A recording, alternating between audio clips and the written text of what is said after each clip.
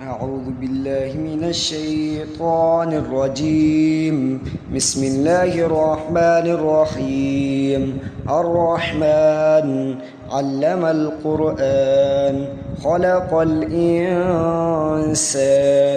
علمه البيان. الشمس والقمر بحسبان والنجم والشجر يسجدان والسماء رفعها ووضع الميزان ألا تطغوا في الميزان وأقيموا الوزن بالقسط ولا تخسروا الميزان والأرض وضعها للأنام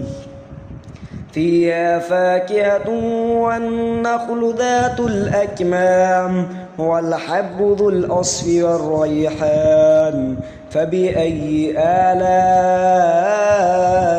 ربكما تكذبان خلق الإنسان من صلصال كالفخار وخلق الجان من مارج من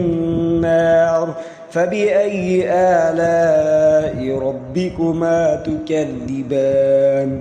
رب المشرقين ورب المغربين فبأي آلاء ربكما تكذبان مرج البحرين يلتقيان بينهما برزخ لا يبغيان فبأي آلاء ربكما تكذبان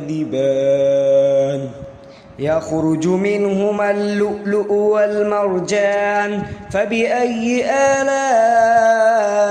ربكما تكذبان وله الجوار المنشآت في البحر كالأعلام فبأي آلاء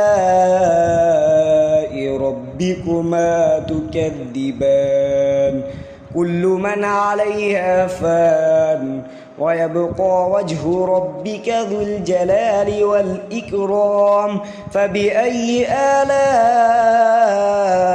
ربكما تكذبان يسأله من في السماوات والأرض كل يوم هو في شأن فبأي آلاء ربكما تكذبان سنفرغ لكم أيها الثقلان فبأي آلاء ربكما تكذبان يا معشر الجن والإنس إن استطعتم أن تنفذوا من أقطار السماوات والأرض فانفذوا لا تنفذون إلا بسلطان فبأي آلاء ربكما تكذبان يرسل عليكما شواظ من نار ونحاس فلا تنتصران فبأي آلاء ربكما تكذبان فإذا انشقت السماء فكانت وردة كالدهان فبأي آلاء ربكما تكذبان فيومئذ لا يسأل عن ذنبه إنس ولا جان فبأي آلاء ربكما تكذبان يعرف المجرمون بسيماهم فيؤخذ بالنواصي والأقدام فبأي آلاء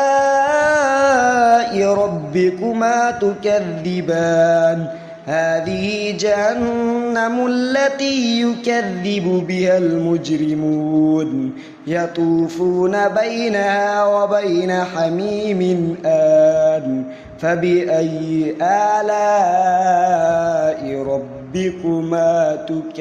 تكذبان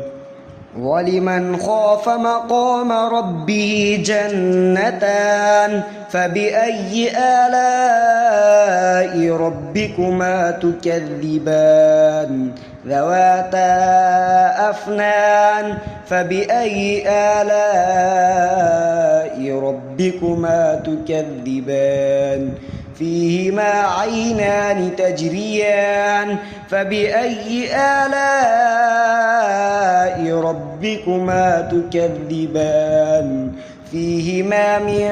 كل فاكهة زوجان فبأي آلاء ربكما تكذبان متكئين على فرش بطائن ومن استبرق وجنى الجنتين دان فبأي آلاء ربكما تكذبان فيهن قاصرات الطرف لم يطمثهن إنس قبلهم ولا جان فبأي آلاء ربكما تكذبان كأنهن الياقوت والمرجان فبأي آلاء ربكما تكذبان هل جزاء الإحسان إلا الإحسان فبأي آلاء ربكما تكذبان ومن دونهما جنتان فبأي آلاء ربكما تكذبان مدهامتان فبأي آلاء ربكما تكذبان فيهما عينان نضاختان فبأي آلاء ربكما تكذبان فيهما فاكهة والنخل ورمان فبأي آلاء